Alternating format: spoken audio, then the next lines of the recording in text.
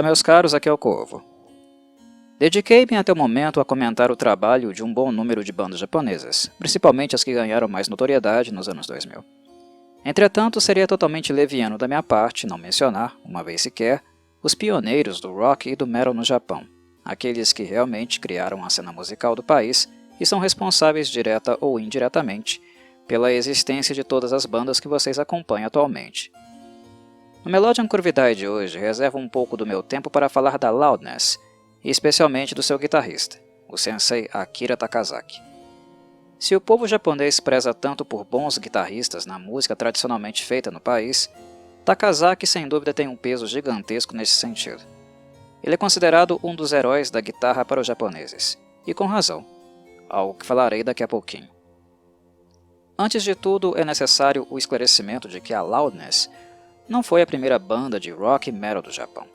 Na realidade, ela foi a primeira a se tornar verdadeiramente grande e responsável direta por pavimentar o caminho que levaria o público ocidental a descobrir as demais bandas japonesas. E mais, na segunda metade dos anos 80, que foi o período onde a Loudness fez razoável sucesso nos Estados Unidos, a banda possibilitou também que os herdeiros de seu legado tivessem a oportunidade de viajar até o outro lado do mundo para apresentar a sua arte. As bandas japonesas sempre foram expressivas em termos de número e qualidade, mas nos primórdios elas mal conseguiam sair do Japão. Quando isso acontecia, os países que eram visitados eram apenas os vizinhos da Ásia, e não mais do que isso. Como o rock e o metal não são estilos que movimentam tanto dinheiro na indústria da música atualmente, é natural que neste século as bandas japonesas voltassem a ficar infrequentes no Ocidente. Apenas algumas de boa exposição midiática conseguem tocar em casas de show na Europa, América Latina e Anglo-Saxônica. Mas se isso é possível, justiça seja feita.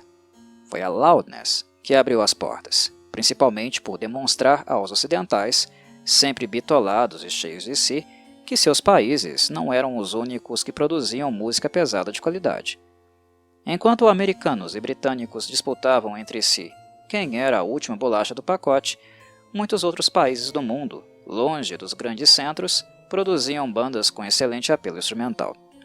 A única coisa que faltava a estes músicos era exposição, e fora isso, eles não deviam nada a vários dos principais nomes das nações de língua inglesa.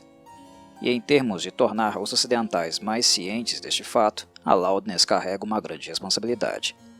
Caso ela não tivesse sido tão relevante, especialmente na cena do hard rock americano, talvez o mercado japonês não tivesse se tornado o que é hoje.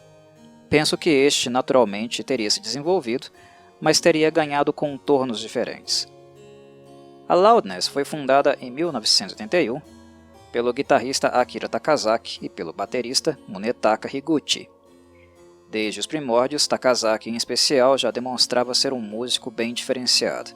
Ele levava suas referências setentistas muito a sério, e elas eram as melhores possíveis.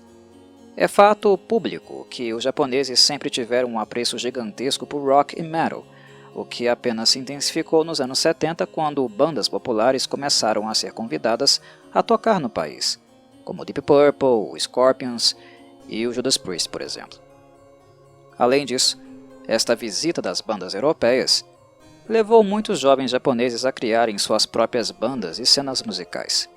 Foi assim que surgiu a Flower Traveling Band, uma das que podemos apontar como as reais pioneiras do estilo na Terra do Sol Nascente.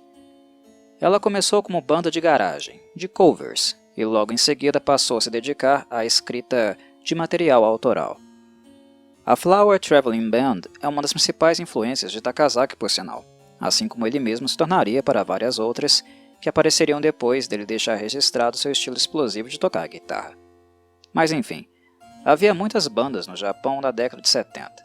Podemos citar também a 44 Magnum, a Bow Wow e a Earth Shaker, como outras que ganharam certa notoriedade naquela década. A Bow Wow chegou até a abrir shows para o Aerosmith e o Kiss, quando tocaram lá, em 1977. Contextualização feita, Takasaki naturalmente sofreria outras influências musicais além da Flower Traveling Band. E como o apreço por técnica é algo sempre perceptível nos japoneses, O jovem guitarrista logo colocaria álbuns como Made in Japan, do Deep Purple, debaixo do braço. O fenomenal Ritchie Blackmore, com todo o seu arrojo e erudição, pode ser apontado como uma das principais influências de Akira Takasaki, embora a sonoridade da Loudness seja bem mais pesada e moderninha do que a do Deep Purple, ou então da Rainbow, as bandas tradicionais de Blackmore, ambas indiscutivelmente mais relevantes historicamente e de maior qualidade, obviamente. Quando a Loudness estava dando os primeiros passos, a New Wave of British Heavy Metal já estava popular, introduzindo muito mais intensidade no heavy rock setentista e aumentando a frequência das palhetadas. Somado a isso, em 1938, um tal de Eddie Van Halen, nos Estados Unidos, revolucionaria completamente a sonoridade da guitarra. Embora o Van Halen fosse uma banda de hard rock e não de metal, o som das guitarras de Eddie eram de um peso e estridência tremendos. Basicamente, o estilo de Takasaki é moldado pela junção entre o arrojo de Blackmore e a estridência da guitarra de Eddie Van Halen. De Blackmore, Takasaki herda o interesse pelo shred, enquanto em Van Halen, ele busca por um tom que fosse parecido com o dele. Entretanto, ao contrário de Blackmore, Takasaki não se interessava por composições que flertassem com um power ou uma raiz de composição mais próxima da música clássica. E também, ao contrário de Van Halen, Takasaki não se satisfazia com um hard rock e tinha pretensões de criar um som que fosse ainda mais intenso, seguindo a influência da New Wave of British Heavy Metal. Esta é a melhor maneira que eu consigo descrever o som que Takasaki apresentou e lapidou até finalmente chegar no ponto mais alto dele, em 1975, do lançamento de Thunder in the East. Este foi o álbum que colocou pela primeira vez uma banda japonesa no top 100 da Billboard, e que, na minha avaliação, realmente abriu as portas do Ocidente para a música pesada japonesa e impulsionou de vez o mercado interno. Muitos dividem o crédito da popularidade e pioneirismo da Loudness com a banda X-Japan. Na minha avaliação, isso é assertivo, mas preciso lembrar a vocês que Yoshiki e Toshi fundaram a X-Japan em 1982, mas foi apenas em 1988 que eles lançariam seu primeiro álbum graças à adesão do músico realmente acima da média entre eles, o guitarrista Hide. Em termos de construção da cena e pavimentação do caminho, quem realmente popularizou o rock e o metal japonês foi Takasaki e a Loudness. O X-Japan, por sua vez, tratou de continuar este legado, modernizando ainda mais a sonoridade e introduzindo-a com bastante sucesso nos anos 90. Quando pensamos em guitarristas virtuosos da atualidade, como Shu, Hisaki e Ayuki, uma coisa é certa: eles não seriam o que são sem o Hide. O guitarrista da X-Japan, neste sentido, teve um impacto muito maior nestes musicistas do que o Takasaki. Dito isso, sem Takasaki e o fato dele ter colocado o sarrafo lá em cima, talvez não tivesse aparecido o próprio Hide, com toda aquela virtuosidade que ele tinha para oferecer. Talvez não houvesse cena, mercado para ele se apresentar. Um dos grandes segredos da popularidade do álbum Thunder in the East foi a produção e engenharia de som. Embora o Japão já contasse com excelentes bandas, ao mesmo tempo essa não era a realidade de suas gravadoras, produtores e engenheiros de som. Havia alguns bons, mas isto não era a regra. E o fato de Max Norman ter produzido Thunder in the East fez toda a diferença. Perto da sonoridade deste álbum, os demais trabalhos da cena musical japonesa em termos de engenharia soavam bastante rudimentares. Para quem não sabe, Max Norman foi quem produziu os melhores álbuns da carreira solo de Ozzy Osbourne, os clássicos Blizzard of Ozz e Diary of a Madman. Foi o cara que conseguiu extrair aquele som poderoso do brilhante e inesquecível guitarrista Randy Rhoads. E foi ele que repetiu a dose aqui. Ele extraiu o melhor de Takasaki, explorou os pontos fortes da técnica do japonês, que sem dúvida são a palhetada alternada, o shred e o tapping. Ouçam a música The Lines Are Down e verifiquem o que estou dizendo. Junto com Heavy Chains, The Lines Are Down é certamente o grande destaque deste álbum e uma perfeita demonstração da identidade de Takasaki como guitarrista. Sonoramente, Max Norman era tudo o que a Loudness precisava para mudar de patamar. Mas, é como se diz, não basta ter um bom álbum se não há quem o divulgue, distribua e o apresente para as massas. Neste sentido, Joe Gerber, que era um dos empresários da banda glam americana Twisted Sister, desempenhou um papel fundamental no sucesso da Loudness. Foi ele quem conseguiu o primeiro contrato de uma banda japonesa, a Loudness, com uma gravadora americana consolidada, no caso uma subsidiária da Atlantic Records. Na Europa, isso se repete porque lá o álbum ficou nas mãos da Roadrunner, outra gravadora de respeito. Foi daí que surgiu todo o aporte financeiro que permitiu a Loudness ir para os Estados Unidos e gravar um videoclipe para a música Crazy Nights, que por sinal foi muito transmitido pela MTV. No mesmo ano, a Loudness abriu shows do Motley Crue em 3 ocasiões, e os relatos foram quase unânimes de que os japoneses roubaram completamente os holofotes de Vince Neil, Nick Six e companhia.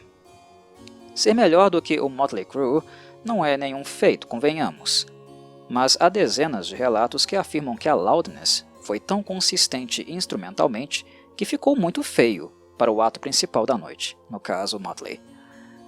Consistência ao vivo nunca foi o forte do Motley Crue, uma das bandas mais superestimadas da cena glam americana.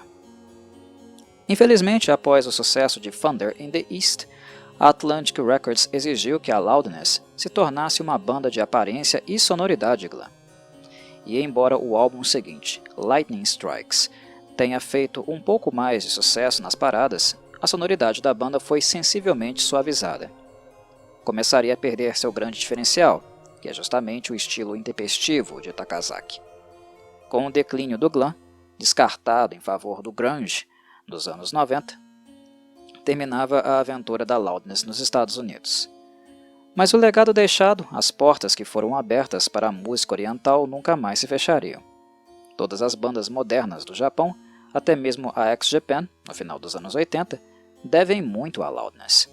Sem ela e este álbum convincente, muito sólido para os padrões da época, especialmente se levarmos em consideração seu público-alvo, a história da cena musical japonesa, sem sombra de dúvidas, não teria sido a mesma. O trabalho de Takasaki neste álbum é até hoje muito respeitado por guitarristas veteranos e também novatos. Há algum tempo atrás me deparei com uma entrevista onde Jeff Loomis, o virtuosíssimo guitarrista de bandas como Nevermore, Sanctuary, que hoje está na Arch Enemy, fala que este álbum foi um dos que influenciaram muito seu estilo. A declaração dele me surpreendeu bastante, não pela qualidade do álbum, que é sem dúvida muito bom, mas por um shredder do nível dele, o nível dele é altíssimo, quem conhece sabe disso, estar dizendo algo assim. Esta é uma grande prova, para todos que possivelmente ainda duvidam, do raio de influência do trabalho de Takasaki no Ocidente. Ele abriu portas para os japoneses e também influenciou muitos guitarristas técnicos por aqui, sem sombra de dúvidas.